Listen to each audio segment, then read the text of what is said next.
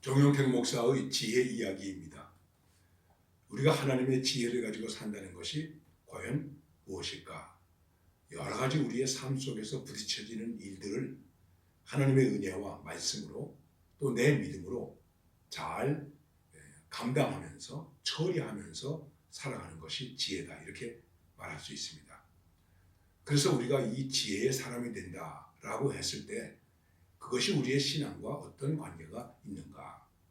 잠언 7장에 보면 이렇게 말씀하고 있습니다. 1절에서 내 아들아 내 말을 지키며 내 계명을 간직하라. 내 계명을 지켜 살며 내 법을 내 눈동자처럼 지키라. 이것을 네 손가락에 매며 이것을 네 마음판에 새기라. 지혜에게 너는 내 누이라 하며 명철에게 너는 내 친족이라 하라.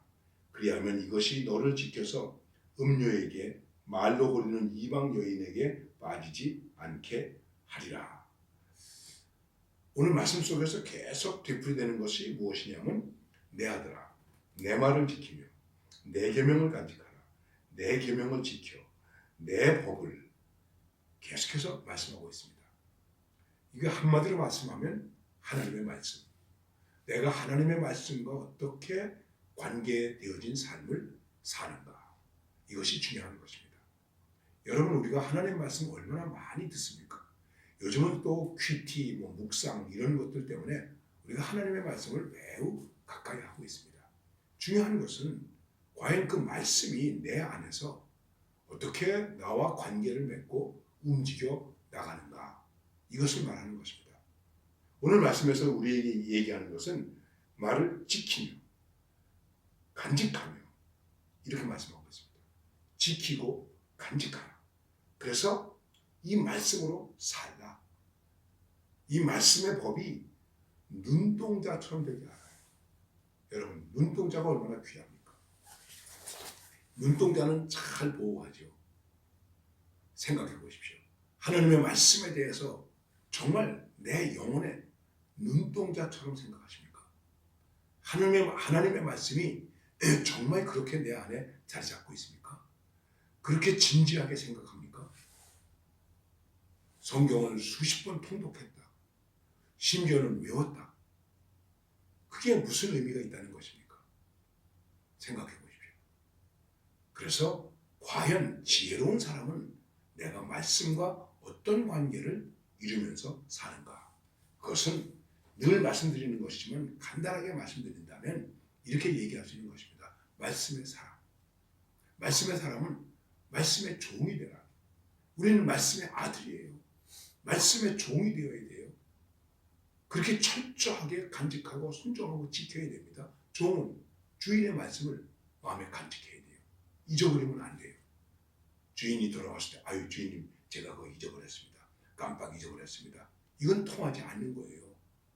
말씀의 종이 되어야 한다. 오거스틴이 회개했습니다. 그는 철학 교수이고 수사학 교수입니다.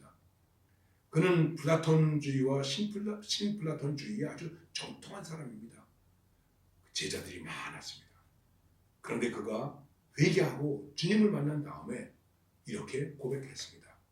나는 말쟁이가 아니라 말씀의 종이다. 말쟁이가 아니다. 목사는 말쟁이가 아닙니다. 예수 믿는 사람은 말쟁이가 아닙니다. 말씀의 종입니다. 그렇습니다. 우리는 말쟁이로서 말하면서 사는 것이 아니라 말씀의 종으로서 사는 것입니다. 마리아처럼 주여 말씀하옵소서. 이 연약한 내게서 주님의 종인데 말씀을 그대로 이루게 해주소서. 주님 한 말씀만 하소서. 그러면 족합니다. 우리 집에 오지 마세요. 말씀으로만 해주세요. 그래도 저는 됩니다. 이런 많은 사람들의 모습을 우리가 잃어버려서는 안 됩니다. 여러분 어떻습니까? 주님 말씀하옵소서. 나는 말씀의 종입니다. 말씀을 듣고 좋은 말씀이로구나. 아이고 은혜로운 말씀이로구나. 오늘 말씀 참 재밌었어. 이렇게 끝나는 것이 아니고 내가 어떻게 말씀의 종으로서 살아갈 수 있는가? 우리는 이것을 고민해야 됩니다.